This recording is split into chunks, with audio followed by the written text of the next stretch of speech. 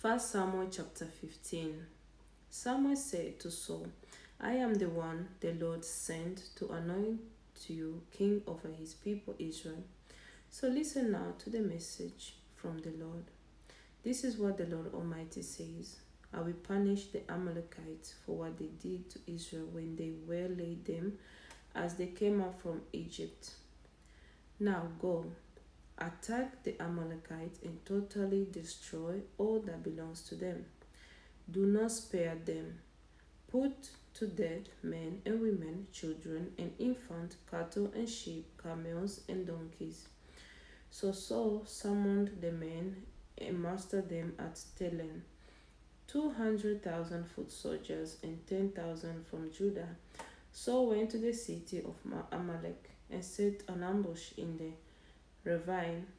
Then he said to the Kenites, Go away, leave the Amalekites, so that I do not destroy you along with them. For you show kindness to all the Israelites when they came up out of Egypt. So the Kenites moved away from the Amalekites. Then Saul attacked the Amalekites all the way from Havilah to Shur, near the eastern border of Egypt. He took Agag, king of the Amalekites, alive, and all his people. He totally destroyed with the sword. But Saul and the army spared Agag and the best of the sheep and cattle, the fat calves and lambs, everything that was good. This they were unwilling to destroy completely, but everything that was despised and weak they totally destroyed. Then the word of the Lord came to Samuel. I regret that I have made Saul king, because he has turned away from me and has not carried out my instructions. Samuel was angry, and he cried out to the Lord all that night. Early in the morning, Samuel got up and went to meet Saul, but he was told Saul has gone to Carmel. There he has set up a monument in his own honor and has turned and gone on down to Gilgal. When Samuel reached him, Saul said, The Lord bless you. I have carried out the Lord's instructions. But Samuel said, What then is this bleating of sheep in my ears? What is this lowing of cattle that I hear?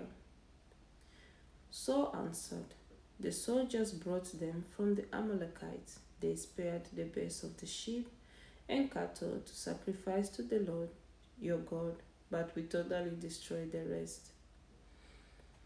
Enough, Samuel said to Saul. Let me tell you what the Lord said to me last night. Tell me, Saul replied. Samuel said, Although you were once small in your own eyes, did you not become the head of the tribes of Israel? The Lord anointed you king over Israel, and he sent you on a mission, saying, Go and completely destroy those wicked people, the Amalekites. Wage war against them until you have wiped them out. Why did you not obey the Lord? Why did you pounce on the plunder and do evil in the eyes of the Lord? But I did obey the Lord, Saul said. I went on the mission the Lord assigned me. I completely destroyed the Amalekites and brought back Agag, their king. The soldiers took sheep and cattle from the plunder, the best of what was devoted to God, in order to sacrifice them to the Lord your God at Gilgal. But Samuel replied, Does the Lord delight in burnt offerings and sacrifices as much as in obeying the Lord? To obey is better than sacrifice, and to heed is better than the fat of rams. For rebellion is like the sin of divination, and arrogance like the evil of idolatry. Because you have rejected the word of the Lord, he has rejected you as a king. Then Saul said to Samuel, I have sinned. I violated the Lord's command and your instructions. I was afraid of the men, and so I gave in to them. Now I beg you, forgive my sin and come back with me so that I may worship the Lord. But Samuel said to him, I will not go back with you. You have rejected the word of the Lord, and the Lord has rejected you as a king over Israel." As Samuel turned to leave, Saul caught hold of the hem of his robe, and, and it tore. Samuel said to him, "The Lord has torn the kingdom of Israel from you today, and has given it to one of your neighbors, to one better than you. He who is the glory of Israel does not lie or change his mind, for he is not a human being that he should change his mind." Saul replied, "I have sinned, but please honor me before the elders of my people and before Israel. Come back with me so that I may worship the Lord your God."